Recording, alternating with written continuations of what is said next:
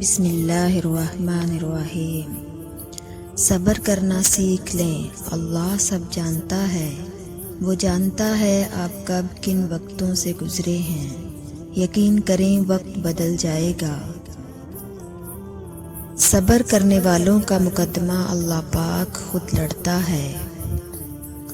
خدا تو رزق دیتا ہے کیڑوں کو پتھر میں، تو کیوں پریشان ہے ہیرے موتی کے چکر میں۔ اڑ جا آسمان میں یا لگا گوتا سمندر میں، تجھے اتنا ہی ملے گا جتنا لکھا ہے تیرے مقدر میں۔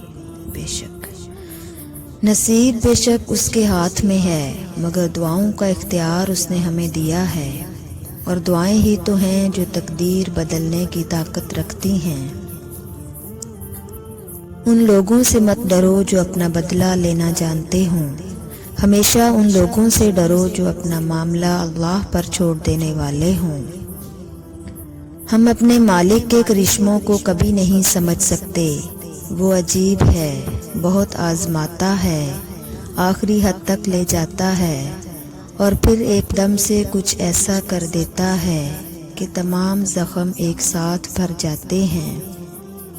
یاد ہی نہیں رہتا کہ تکلیف کیا تھی۔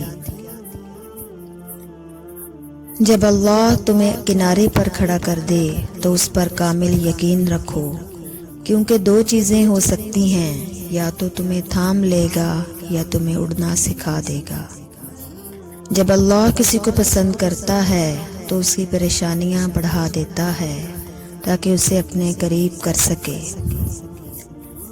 جب معاملہ خدا کے سپرد کر دیا کرو تو معاملے اور خدا کے درمیان سے نکل جایا کرو۔ رب سے جب بھی مانگو رب کو ہی مانگو، جب رب تمہارا ہوگا تو سب تمہارا ہوگا۔ اللہ سے مانگو، بے حساب مانگو اور بلا جھجک مانگو، کیونکہ وہی ایک ذات ہے جو واپسی کا تقاضا نہیں کرتی۔ ہمارے معاملات ہمارے اختیار میں نہیں ہوتے، مگر اطمینان رکھیں کہ جس کے اختیار میں ہوتے ہیں وہ بڑا رحیم اور کریم ہے۔ انسان کی اتنی اوقات نہیں کہ وہ اللہ کا قرب حاصل کرے۔ اللہ جسے پسند کر لیتا ہے اسے اس کے عیبوں اور ناپاکیوں سمیت زبردستی اپنی جانب کھینچ لیتا ہے۔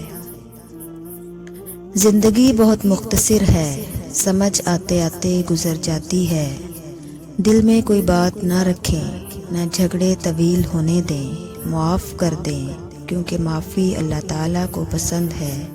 خوش رہیں، اللہ ہمارے معاملات میں آسانیاں پیدا فرمائے، آمین۔